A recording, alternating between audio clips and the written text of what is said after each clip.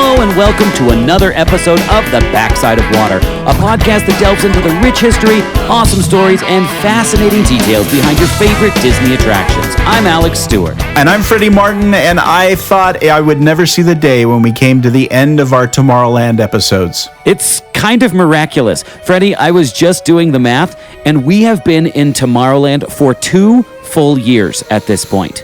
That's like as long as the 1969 Tomorrowland was around.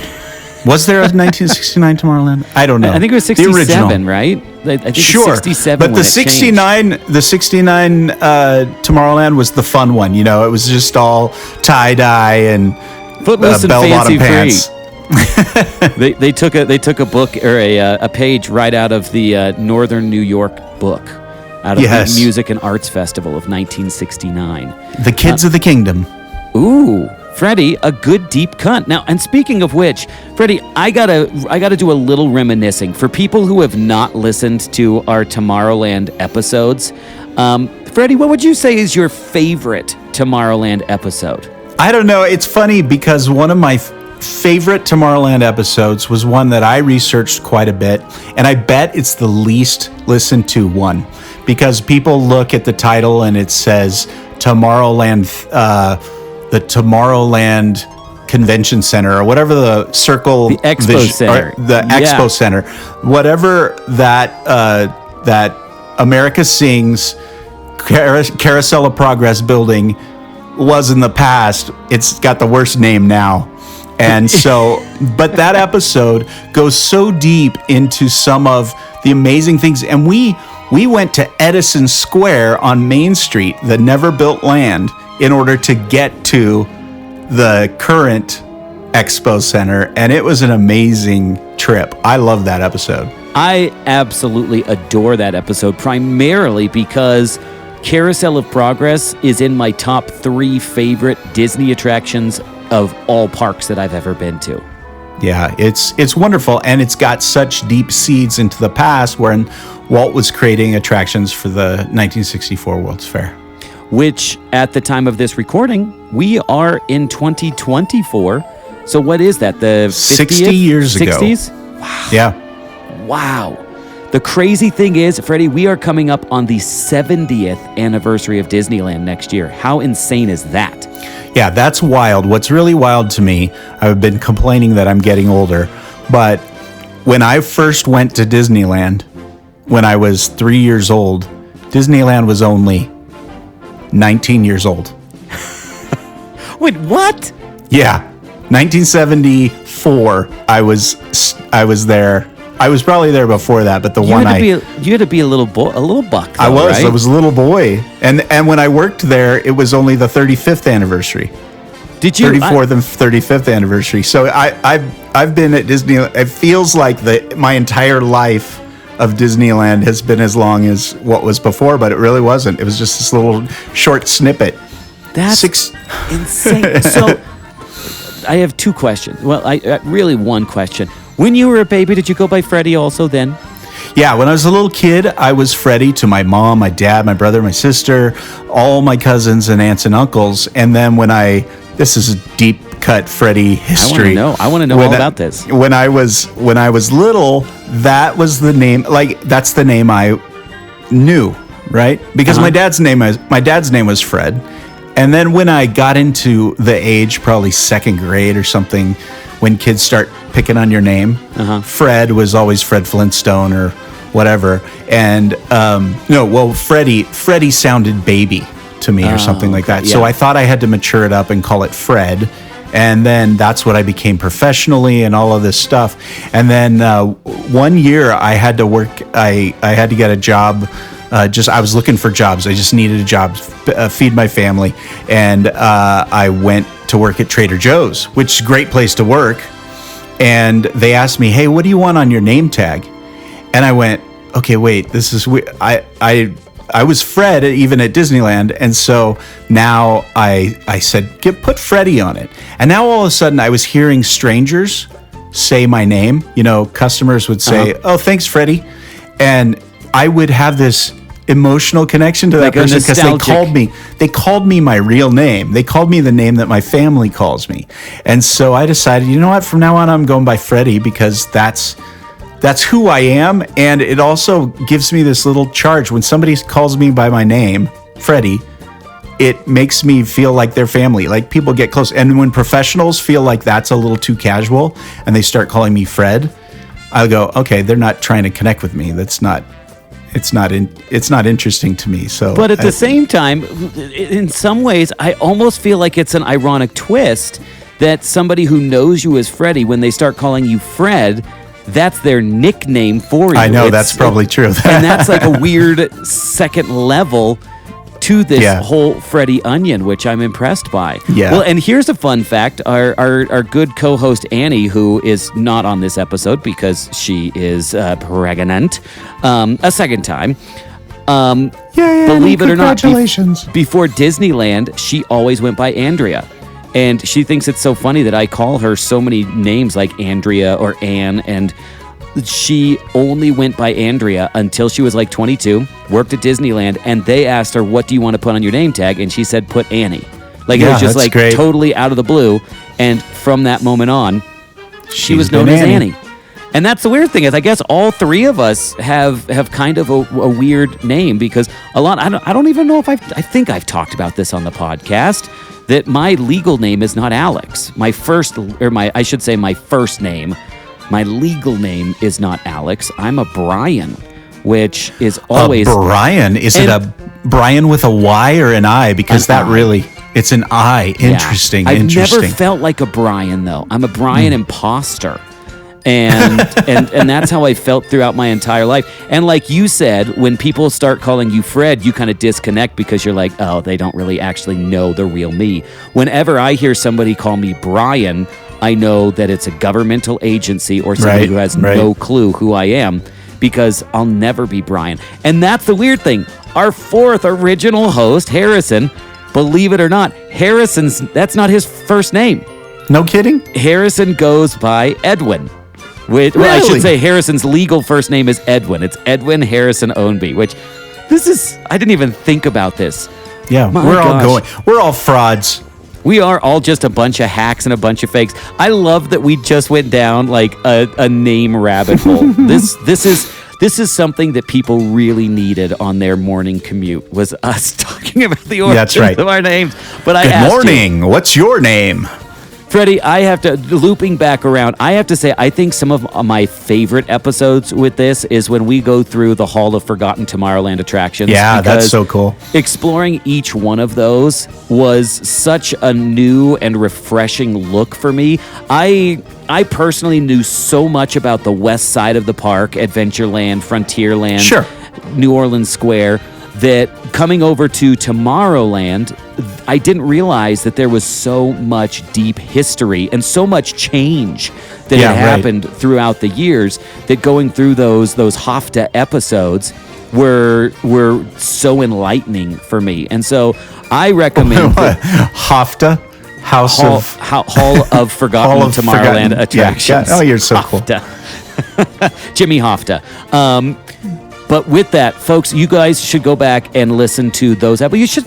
I like each one of these episodes as though it's one of our children, Freddie. Yeah. But I would say I loved your Space Mountain episode. It's one of my favorite episodes of this show. Really fun.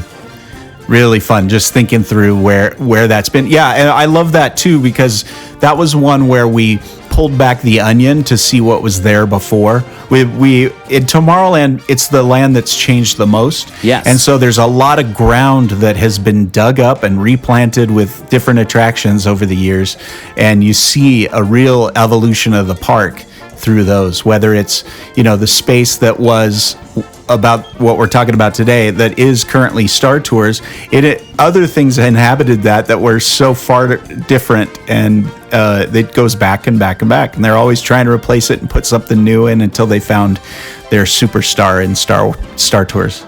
it really is kind of like a parkeology in that way, that when you go and you see these ancient civilizations, they're built on top of a civilization, on top of a civilization, on top. Right. And as you excavate down, you start to see that whole picture and that story even better. And that's what I loved so much about that setup that you had in that episode, is that we were able to kind of excavate every single layer and every single level of that. And that's very unique to the entire park. So I mean, to be completely honest, Freddie, I think Tomorrowland is one of my favorite spots that we've been. I am looking forward to moving forward, but I'm also going to look behind with a lot of fondness and a lot of nostalgia, my friend. This has been a blast. Yeah, it really has been. It's always been a favorite land. It's kind of one of those that entreats the teenage mind, because it's got this little party atmosphere after dark, and it's got the dance stages and all of that. So it really brings out sort of this, who were you at 13, 14, 17, 18? Yes. Well, you were probably a big Tomorrowland fan. It was, and that is so true, that it does feed into an era of maturity.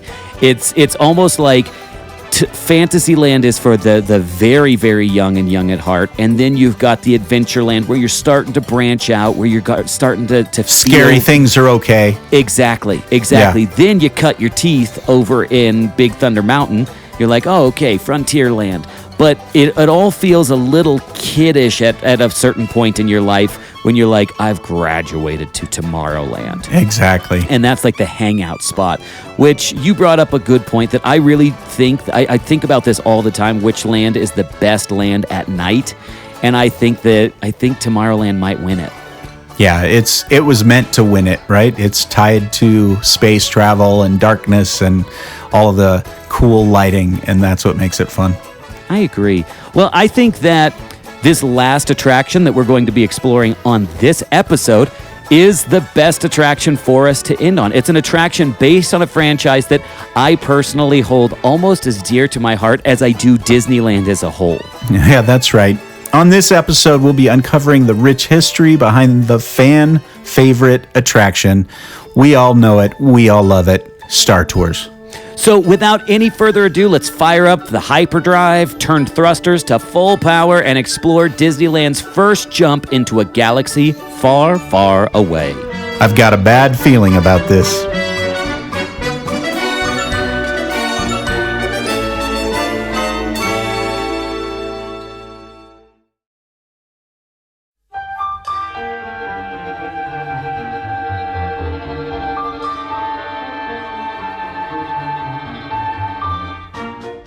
Alex, Disney was hurting. It was the early 1980s and things weren't looking great for the company as a whole. From the outside looking in, everything seemed fine. The company was still churning out animated film after animated film, and both Disneyland as well as the two parks in Orlando were faring well, but behind closed doors, the company was at war. It's very true. In James B. Stewart's masterpiece book that I reference all the time, Disney War, he covers the utter upheaval the company was going through at this time. I, again, will, as always, highly, highly recommend this read. In fact, I think it may be the greatest Disney history book ever written. And I know that is me making a bold claim, but this is a book that I go back to probably every other year and read it again. And I get so much out of it. It's my favorite Disney era in the entire echelon, in the entire timeline of Disney. But in the book, he explains in great detail why the Walt Disney Company was on the verge of collapse at this point in history. In a nutshell, at the time, the company was being helmed by Walt Disney's son-in-law, Ron Miller, husband of Diane Disney Miller. Many looked to Miller as the last of the Disney leadership who saw the company as a family company. That's a big deal because family companies transitioning into public companies really changes a lot. They were extremely risk averse, stayed in their lanes made by Walt, as they probably should have, and they would constantly make decisions based on the mantra of what would Walt do.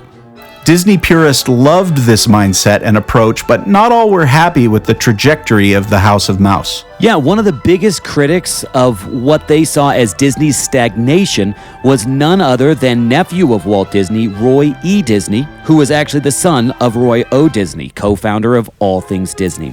And his reasons for worry were seen as very valid by many. Because of the company's current allergy to innovation, they had set themselves up for destruction in the marketplace. Dipping share costs made it really easy for any company with enough investment capital to swoop in, buy up the bulk of Disney shares, and take ownership of the company. This is known in the financial world as something called a hostile takeover, and Disney was under a major threat of this very thing taking place. At this point, something drastic needed to be done before a company swooped in, took control, and liquidated the assets of the company. Roy saw this threat as extremely clear and present. The problem was Roy only had so much power. He was not in a position of true power within the company, but he did have an advantage most normal folks didn't. He had a seat on the board of directors for the company. Roy leveraged this influence to start convincing other board members of the company's impending doom, and he ended up getting a number of members to side with him and see his vision. Roy took this emboldened group of board members and began seeking to fix the company, all behind the back of the board as a whole. Their first plan of business was to oust Ron Miller from his current position as CEO and replace him with some new blood. Ooh, I can't imagine that Thanksgiving dinner that year with the Disney family. This faction argued that Miller was too safe from a business standpoint and had very little broader creative vision. They believed that under Miller's leadership, the whole company was beginning to atrophy. Now, it could be easily argued, according to the evidence, that Miller himself saw this malaise firsthand and was really trying everything in his power to change things.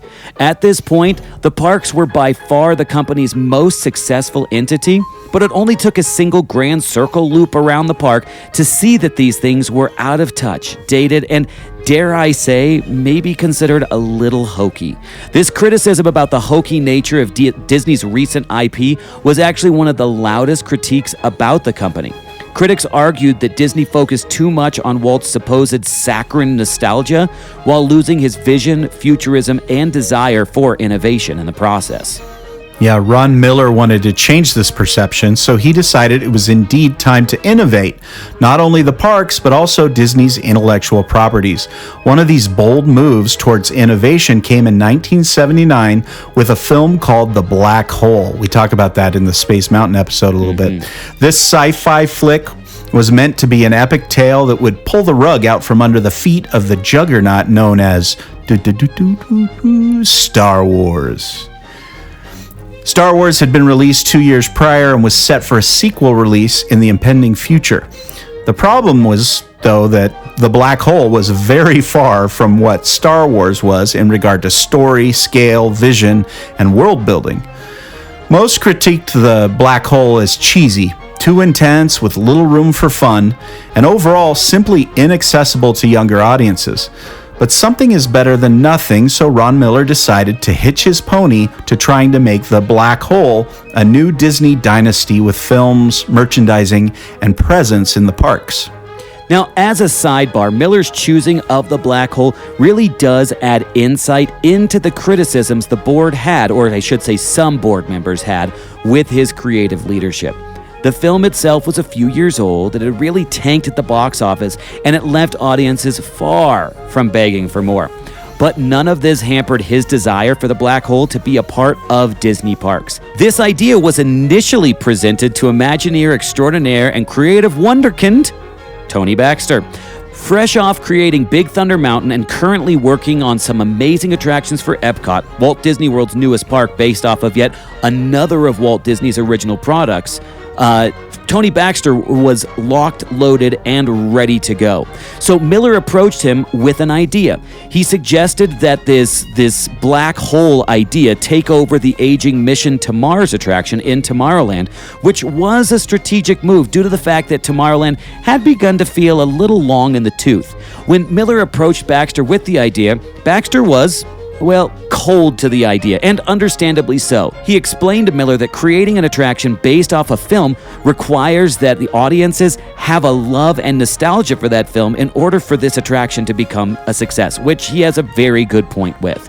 And according to Baxter, the black hole was really nothing to write home about. It had none of this love. Right, not a lot of love for the black hole. Ron Miller had every right as a CEO to rain down corporate fire on Baxter for being so critical towards his grand scheme. But in a show of Miller's true character, he listened. He took to heart what the creative powerhouse had to say, and he actually agreed with Baxter in the long run. After that moment, the black hole was out, and the aged mission to Mars would live to see another day. So this left Miller and Baxter with a conundrum, though. What Disney IP would they use as a basis for this new Tomorrowland attraction? They tried to mine anything in the Disney fold with something that would bring new life to Tomorrowland. The problem was that they really had nothing. And anything they had would seem like an even bigger failed attempt and seem as though they were just trying to top Star Wars. They simply couldn't get past the cultural phenomenon that film had created. Over time, though, the general consensus became very quickly, if you can't beat them, join them. If Disney had nothing to compete with Star Wars, why not try to bring Star Wars into the parks? This is a bold, and I mean bold, in bold, typed in all caps. This was a bold idea set forward by Miller and Baxter. You see, Disneyland had never had an attraction in the park based off of a non-Disney property. So to bring something in from the outside world was considered by Disney purists to be pure heresy. But Miller and Disney as a whole was desperate, and desperate times call for a visit to Silverado Ranch, the home of George Lucas, which is exactly what Miller and Tony Baxter did. They traveled up to Northern California to pitch an attraction idea to George Lucas.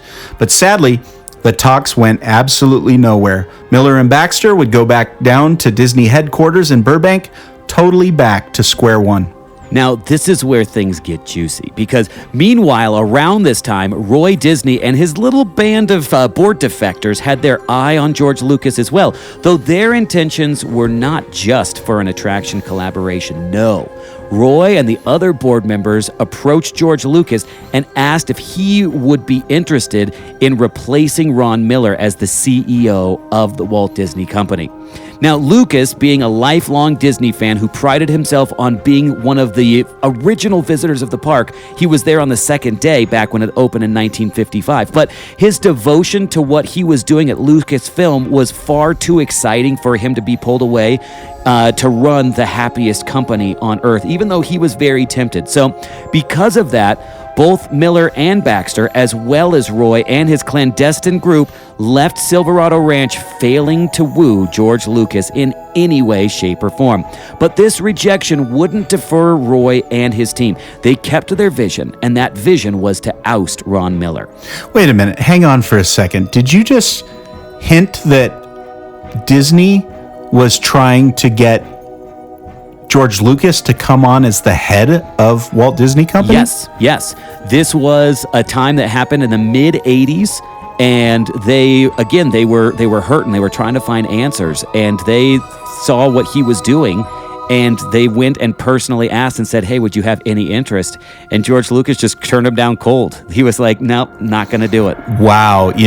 Walt Disney was a innovative filmmaker. He had taken everything that he built and kept adding to it and innovating and adding more and more and more. And that's the kind of thing that you see out of George Lucas. So he does seem like a natural first call. It is true. And the thing that's amazing to me is when you bring that up, it's very interesting to see a lot of the parallels of George Lucas, because his biggest first film, a lot of people think that George Lucas burst onto the scene with Star Wars, and that wasn't the case. His first hit film was American Graffiti, which focused on what? Nostalgia for America's past. I mean, it was basically a 50s diner on screen is what you were looking at. And he played into that love of old nostalgic culture that Walt Disney was touching on in things like we talked about earlier, the Carousel of Progress. But then you also see him in some ways looking at the future through Star Wars, even though it was a long time ago in a galaxy far, far away. But we still have that concept where it's futuristic. But then you also see that George Lucas, not only on screen, but in practice, is without a doubt an innovative futurist in the way that he was willing to bank on and bet on certain technologies that would end up becoming huge. And one of the things that we see is George Lucas was one of the most unparalleled creators of things like visual effects.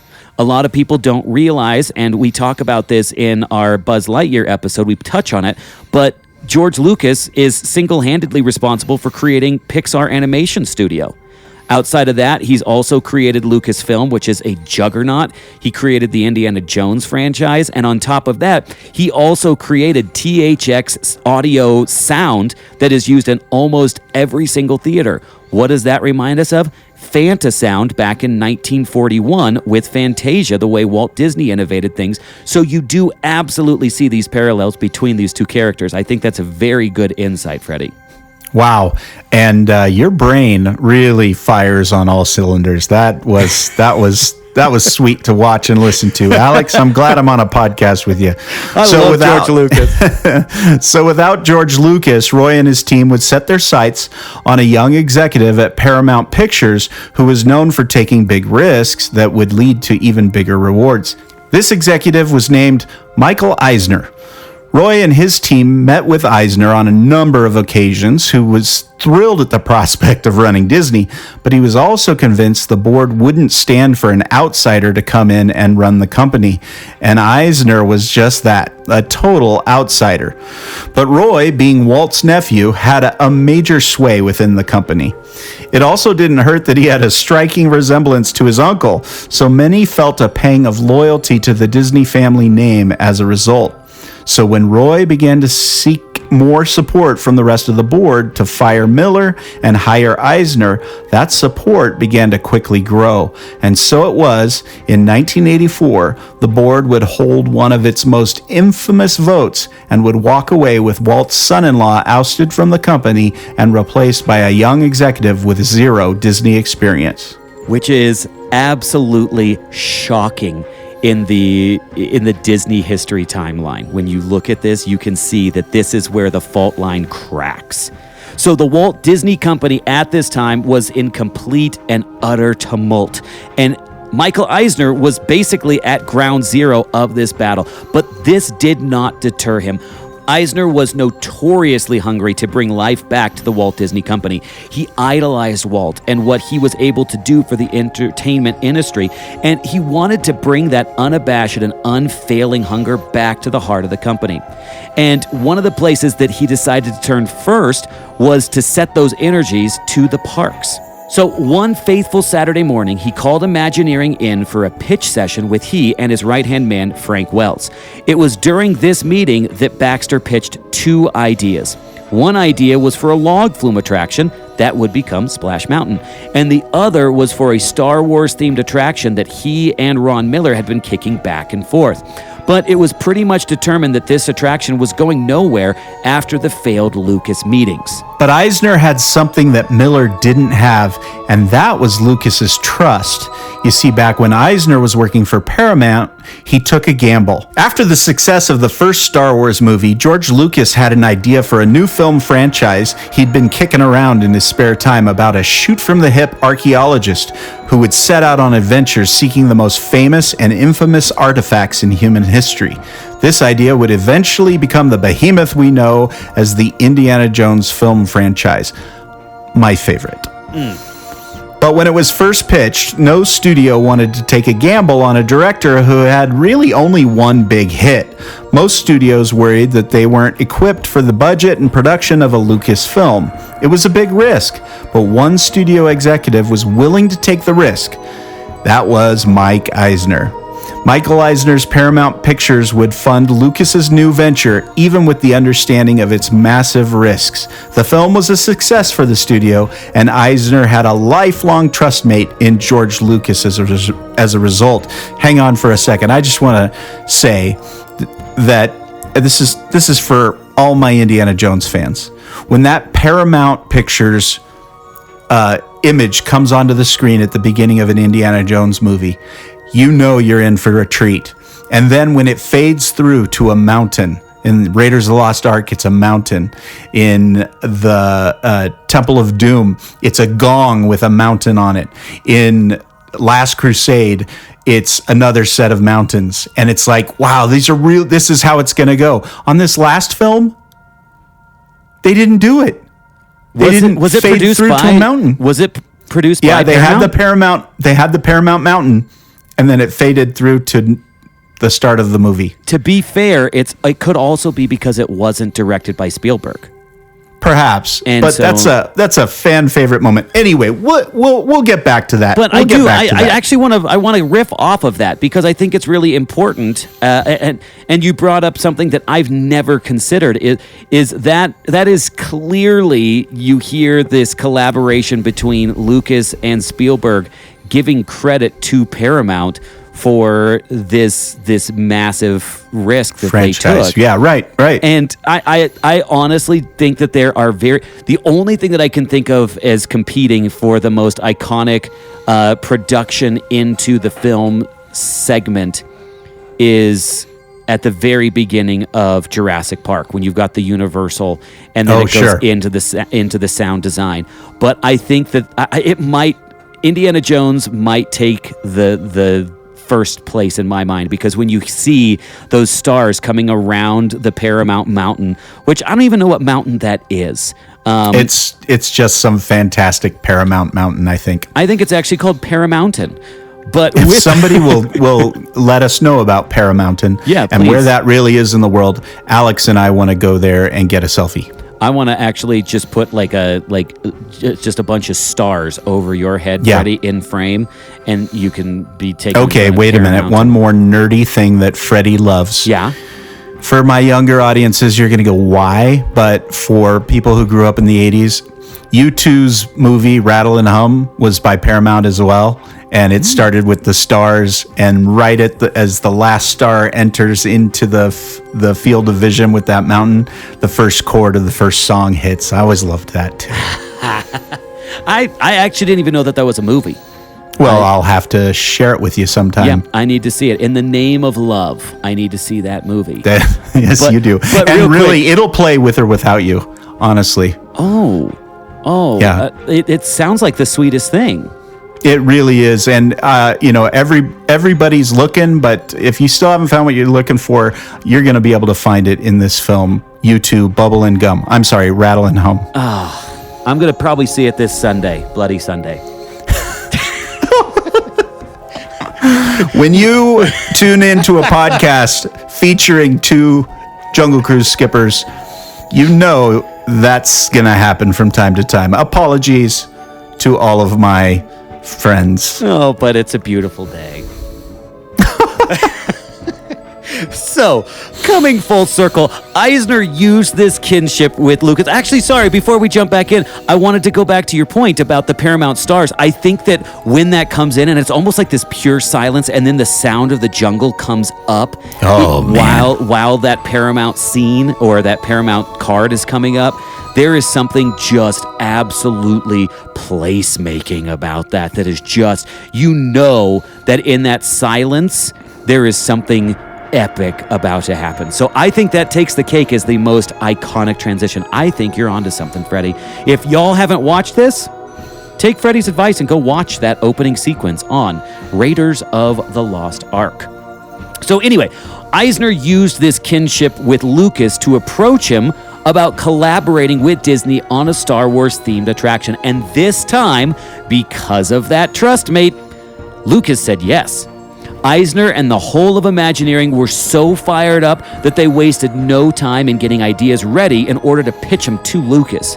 The idea that the whole team was most excited about right off the bat was actually a roller coaster concept that was unlike any conventional coasters out there. On this roller coaster, the riders would be blasting through space on an enclosed indoor track, which in itself was somewhat of a throwback to Space Mountain. But riders would interact on this ride with their favorite Star Wars characters throughout that journey. But the whole thing that would set this attraction apart was that at certain points, riders would be given a choice of some sort, and that choice would determine which path they would take on this roller coasters. Imagineers would give riders a couple of options, each one giving them a starkly different ride experience. It was imagined that on one path, it would lead you down to the light path, where you'd interact with animatronics of Luke Skywalker, Leia, Yoda, as you blast off in search of full force enlightenment. But the other path would be the path of the dark side, where you would interact with Darth Vader, Emperor Palpatine, Boba Fett, and more. This idea was pitched to Lucas, who was immediately enthusiastic. You could just see him in his beard just getting so excited. I love this. The little gray streak getting grayer. Let's do this. He was immediately enthusiastic about the blue sky vision for the world's first Star Wars ride.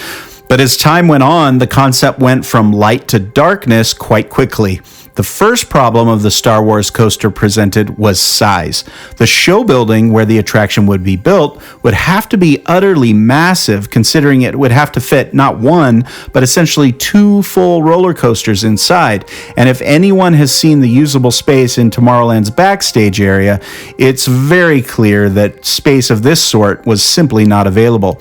The other issue was the timetable that was forecast for the creation of this attraction. Because of its complex multi-path design, the attraction was going to take an estimated 5 years to build. This was simply not acceptable for Eisner, who was chomping at the bit to inject much-needed life into the dated Disney parks. Absolutely. So meanwhile, not too long before this Star Wars roller coaster meeting occurred, in another part of the Imagineering building in Burbank, a young Imagineer by the name of Mark Eads was looking into certain things. I know Mark Eads. Do you actually? Yeah. Oh he's my a cool gosh. guy. Well, we talk about Mark Eads a lot on this episode, Freddie. That's awesome. Maybe we should have had him on for an interview. Maybe we can. He'll do it. Sure, I'll do it. That sounds awesome. So Eads himself had actually been pulled from working at Walt Disney Studios to work on the all-new Epcot Center Park in Florida. But with the park now open and fully operational, work for an Epcot Imagineer was kind of few and far between. So Eads would eventually be tasked with looking into a new type of technology used primarily by the military for more cost-effective flight simulation. Eads would visit a few Army bases where he would sit inside one of these motion simulation units and watch video of things like roller coasters projected on the screen in front of him. The simulator itself would then mimic in sync the movements seen on the screen. Now, this tech was wonky, kind of clunky, and a little rudimentary when it came to wider audience appeal, but Eads saw the diamond in the rough and saw that promise in this technology. He would end up writing a lengthy memo that outlined his impressions about the technology and potential uses in the park. Initially, he suggested the company use the motion simulation technology in Tomorrowland on an attraction where guests would accompany test pilots on their journey to becoming full-fledged fighter pilots.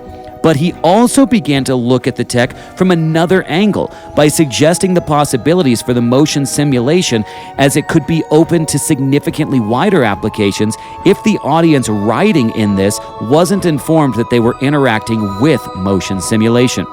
So in this memo, Eads would even actually suggest that it could be used to create an attraction where guests could take a joyride on the Millennium Falcon from Star Wars. Sounds like a ton of fun. I wish they would do that someday. Maybe. Meanwhile, around this same time, in yet another galaxy or another corner of the Imagineering department, a veteran Imagineer by the name of Randy Bright was in London at the Abbey Road studio recording orchestral music tracks to be used in Epcot. While on this trip, Bright was approached by a local Londoner who suggested that while he was in town, Bright should check out a company by the name of Red Diffusion, which was doing some pretty exciting things.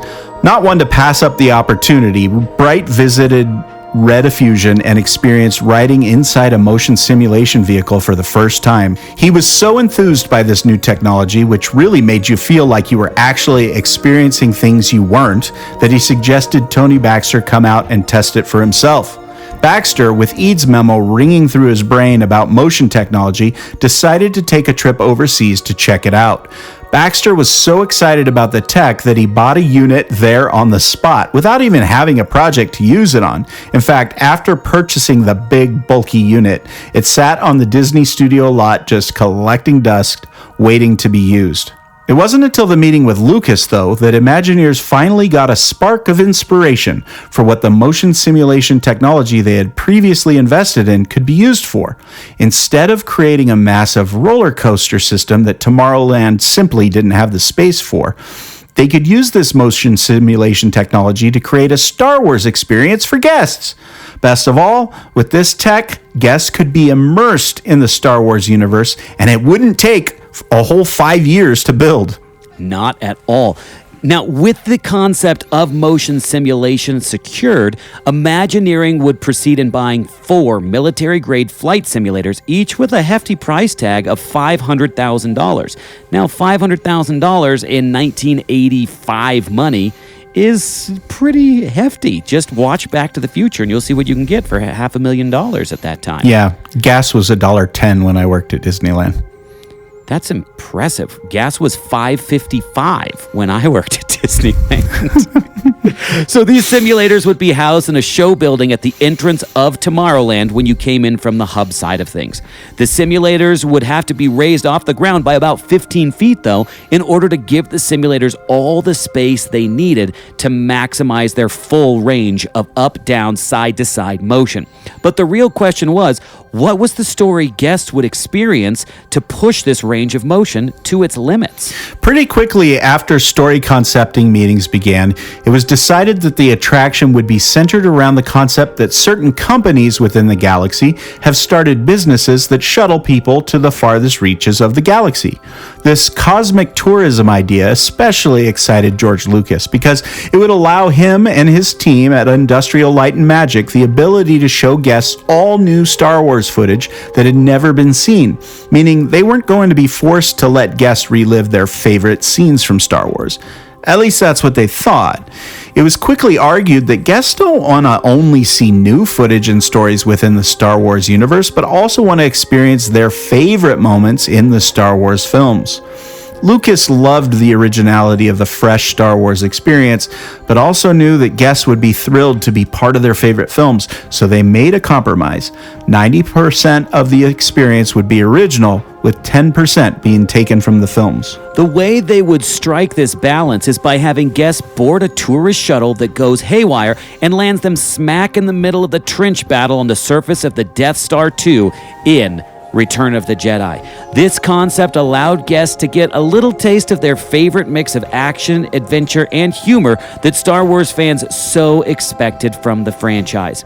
They just needed someone to make the experience go awry. Lucas created this character named Crazy Harry, a Clone War veteran with more than a few screws loose. But over time, Lucas cooled to the idea of a Clone Wars vet and moved towards a frazzled droid instead, which, can I take a pause and really analyze George Lucas's, and I just talked about this the other day, George Lucas's keen ability to come up with names like Han Solo and Princess Leia Organa. And then he Darth comes up, Sidious. Yeah, and then he comes up with Crazy Harry. It's just, the man is a duality that I will never understand. But it sounds like somebody from a 80s sitcom, really. Is like, yeah. He hangs out at the night court with Bull and the rest of the night court crew. Oh, I hear it now. It's something like, he may be dirty, he may be scary, but everybody loves Crazy Harry. And then boy, what kind of antics am I going to get to on this starship today? I lost my red wagon. Hey, what happened? So, thankfully, I think we're all a little bit grateful that he moved away from Crazy Harry, though I would love to see that character show up somewhere. But really, it came down to the fact that they needed to find a voice for this droid that was perfect in order for it to be able to draw audiences in with a droid at the helm instead of an animatronic human figure. So the team was at an impasse at this point as they simply couldn't figure out the right voice for the job. That was until Mark Eads saw the hit film Flight of the Navigator. In this film, Eads heard the voice of a UFO that was the perfect fit for the role. He did some digging and found out the name of the voice actor. His name was Paul Reubens. Paul Reubens was a young performer and comedian in the Los Angeles area with a very distinct voice. It was this unique quality to his voice that ultimately landed him a voice role in the Flight of the Navigator. It was the success of his role in this film that then led to the doors being opened for him to produce a wacky Saturday morning kids show based off of his famous stage persona. He was calling the show Pee-wee's Playhouse. It was during the filming of this show that Mark Eads visited Reubens and approached him about voicing this character on Disney's new Star Wars attractions. Reubens happily agreed. He and Eads would record a demo of Reubens' voice and send it to Lucas. Lucas heard the voice and instantly agreed that Reubens was the voice of the character they had named RX-24, or Rex for short. They had the story, they had the main character. Now all they needed to do is film the whole thing. But I know you are, but what am I? which my wife does not understand why I love Pee Wee Herman so much, but I grew up with Pee Wee, and for some reason, whenever I watch a Pee Wee movie, it is like it's a home feeling to me, that I'm like, Pee Wee, you found your big adventure, and it's in my heart. It's funny. My next door neighbor has a little kid, and he's like 9 years old. And I haven't told them this yet, but I don't even know if I ever will. But he is a real life Pee Wee Herman. He talks he's real cantankerous and real funny, and he has all kinds of lines. And every time I see him, he's got a little short haircut and this just kind of sweet face. I feel like if you were to retcon Pee Wee Herman, you would get this kid. It's just perfect. That's incredible. Whenever you said that, I just think of that scene in Pee-wee's Big Adventure when he says, Mr. Herman, paging Mr. Herman. One of my favorite lines. And that's what I think is so great, is Paul Reubens he is insanely nimble with his voice. He can create, and you hear that throughout all of the Pee-wee character, that he can create this range of vocal prowess that is absolutely shocking, and something that I think that I bring into my daily life a lot when I change my voice. Hey, Dottie. So the filming of this entire attraction's visuals was way easier said than done. It was Lucas and his team of engineers at the production company ILM, or Industrial Light and Magic, that were tasked with creating what folks would see when flying through the galaxy on this attraction that Michael Eisner was lovingly calling Star Ride. My goodness. It's almost as bad. It's almost as bad as Crazy Harry. Michael, don't name rides. If you want to hear one of the greatest Michael Eisner attraction naming incidents, just go back to Splash Mountain and you hear why he wanted to name Splash Mountain Splash. I won't spoil it, but go back and listen to that. Now, the problem was the ILM team was really having trouble wrapping their heads around how to bring this project to life. You see, during production meetings, they were discussing all the scenes that they would need to shoot, which was all well and good, but they were approaching it as though it was a traditional film, like they were used to when shooting Star Wars or Indiana Jones films. It wasn't until Mark Eads again pointed out that this problem with the traditional idea of approaching the shooting of film. Eads brought to light the fact that guests wouldn't be watching a film on screen per se. Instead, the screen itself needed to appear as though they were looking out a window into the galaxy outside of their star speeder. This approach changed the tone of the entire meeting, and it unlocked the true challenge of shooting this film. So this window to the galaxy from inside the Star Ride also presented some problems with the way the film would be shot. Guests needed to experience a seamless ride experience, but with how film is produced, a one-shot approach would be simply impossible to pull off. Real quick, Freddie, can we talk about what a one-shot is? Because some listeners Sure. may not know what a one shot is. Do you? Sure. Can you break that down? A oneer? Yeah. So a one shot is the point of view of the person watching the film. It never cuts away. You often don't even notice cutaways in the movies that you watch because they're edited so well. But you'll see a cut go from one person talking to another person talking, and then you'll see a cut go to a wide shot, and then it goes to a medium shot where you're looking at the outside of the house, and then suddenly you've got a close-up of two characters who are talking, and those are cuts, but you can't have cuts in a one-shot, especially if the ride is supposed to be point of view and you're following along as a real participant in this experience.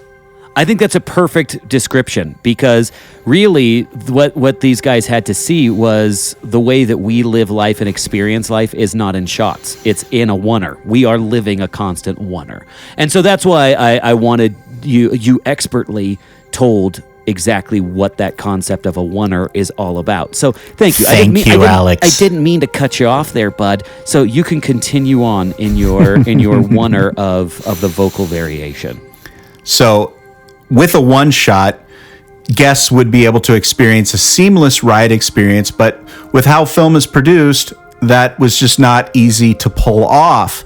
After a grueling brainstorming session, the ILM team had a spark of inspiration, or should I say a flash of inspiration. They decided they would use cleverly placed blaster bolts that would light up the whole screen, or very dark shots that would fill the entire frame to cut the shots together, making guests fully believe they were experiencing one continuous film. So that it looks like you're headed towards a ship, and we gotta cut because we've gotta reset all of the spaceships. We gotta move everything around, so then you have it blast you with a laser, and suddenly all white passes the screen in just a couple frames, and then you come back and you're in a new position. But you didn't experience it as a cut; you experienced it as a flash. To add to that, have you ever seen the movie Birdman, Freddie, with Michael Keaton? Yeah. That is so interesting thing about that film. It's notorious. It actually won Best Picture a few years ago, and it's notorious for the entire film being a oneer. It is an entire film of one shot all the way through. But it only appears to be a oneer, and they do have these cleverly cut scenes where Michael Keaton's character is walking on stage in the film, and during that time he transitions from backstage to on stage, and it goes really dark in the wings of the stage. And that's actually where they would cut the film, and it appeared as though they didn't. So realistically, the best film winning, or the Academy Award winner for Best Film, has Star Tours to thank as the shoulder of giants that it stood upon with that concept. Continue, sorry. All right. So to add to the visual gauntlet, the challenge that ILM was producing in regard to a one-shot experience for their guests, they were also limited to movements that the motion simulator technology would allow. To be fair, the range of motion was very impressive, but simply served as yet another hurdle for the ILM team to overcome. So to film this Star Wars experience, Tony Baxter and visual director of this project, Dennis Murin, traveled to Las Vegas, Nevada to explore a new high-definition film technology that offered a stunning, crystal-clear image for people to see.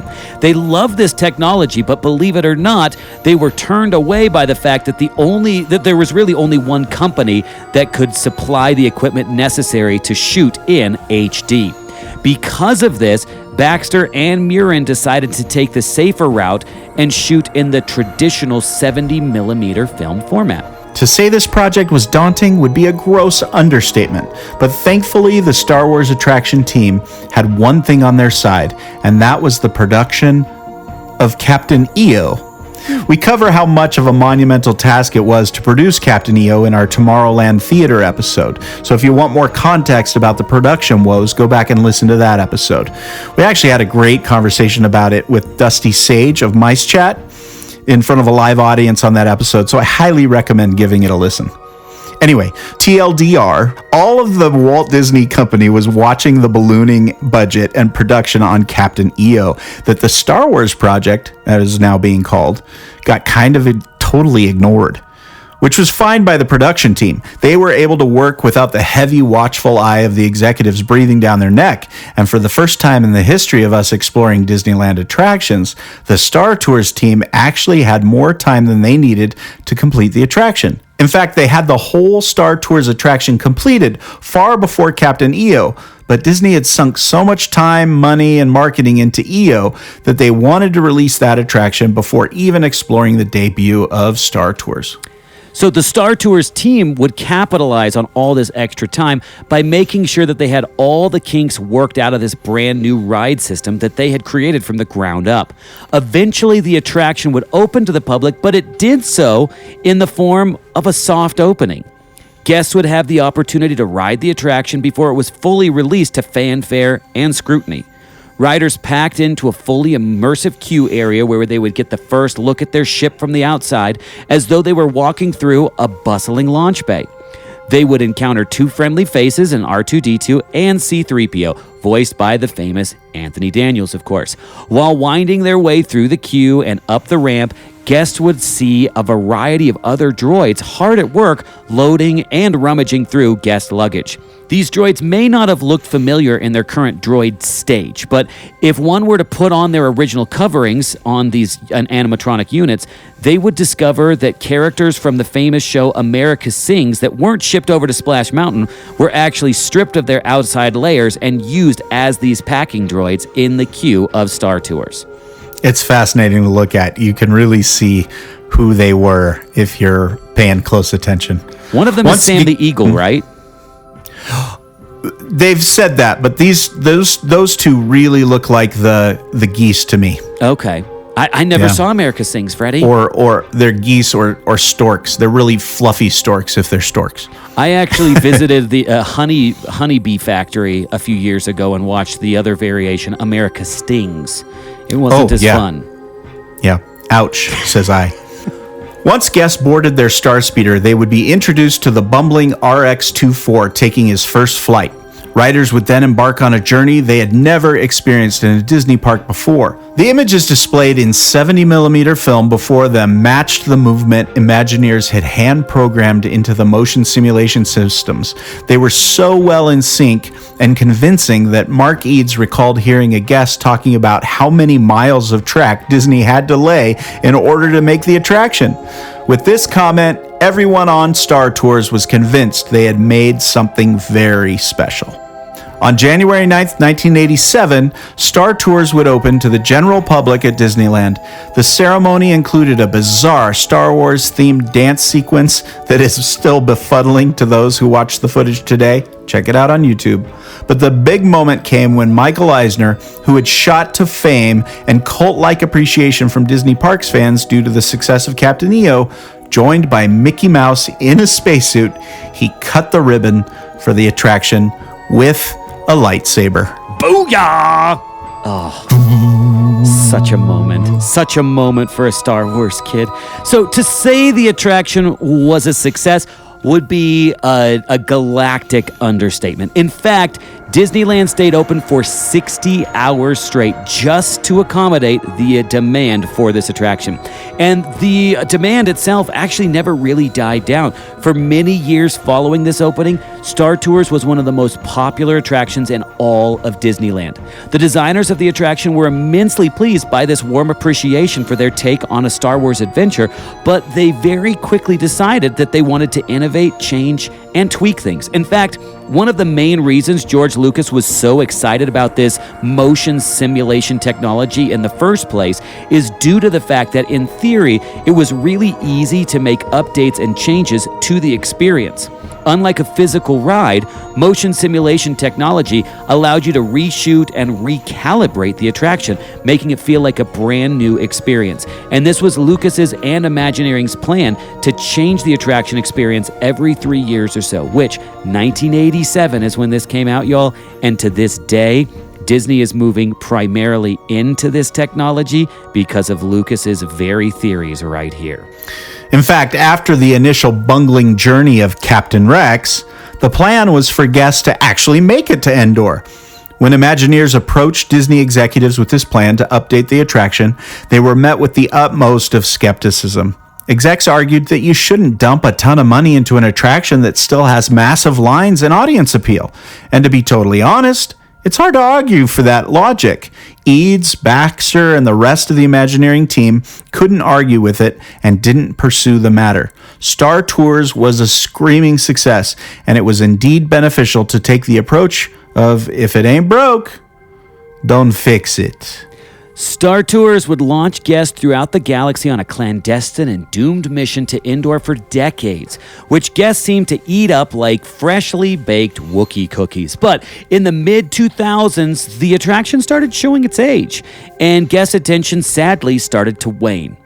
That means it was time for a change, and that change actually came from one of those initial blue sky ideas that was thrown out during the initial planning days of Star Tours. The team always loved this idea of multiple paths that could be taken by guests, which is what sparked the roller coaster idea in the first place, if you'll remember. But ironically, it was also this multiple paths idea that made the Imagineering team shift the idea in the first place as well. But with a new budget and access to brand new technology, this dream was finally able to become a reality. Imagineers would end up replacing the traditional projection systems with the state-of-the-art ones that allow for new visuals to be added much more easily. And these visuals would indeed get an update, and not just one. No, guests riding on Star Tours could actually get over 50 combinations of locations to visit. And thanks to the randomizer technology used, each time the guest experience would be different. When this new version of Star Tours, labeled Star Tours: The Adventure Continues, opened in 2011, guests once again went nuts over the new format. The ability to visit locations seen in the original films and the prequels was simply too amazing for guests to believe.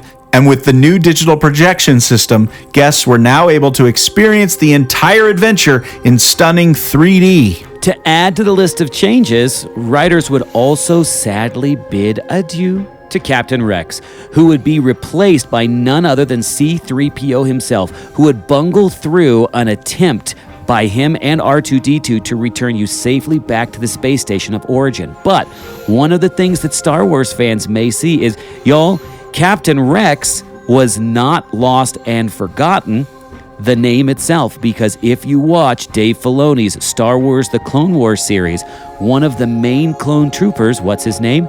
Captain Rex, which has to be clearly a nod to this character in Star Wars. So these updates didn't stop here. With Tony Baxter's original digital projection dreams in place, Imagineering was able to update the attraction with significantly greater ease. So when the Star Wars sequels were released, you guessed it, Star Tours also got an update where you were able to visit those locations seen in the sequel films as well. Up to the time of this episode's recording, Star Tours has gone back and forth with the combinations of locations they offer, which frankly is what makes the attraction so darn fun to ride. You truly never know which locations you're going to get when you step onto that Star Speeder. But whenever those doors close and the lights dim, one thing you can be sure of is that all of your senses will be transported into one of the greatest story franchises ever created. And isn't that exactly what Disneyland is all about? Visiting a place that is ever growing and changing, but is always staying exactly what it promised to be in the first place. Star Tours is a shining testament to the creative seed planted by Walt and developed in the team of Imagineers and Lucasfilm creatives that reminds us that if we can dream it, it can indeed be done. Whether that's in your own lives or within the walls of Disneyland as we hit light speed on a journey to Endor in a galaxy far, far away.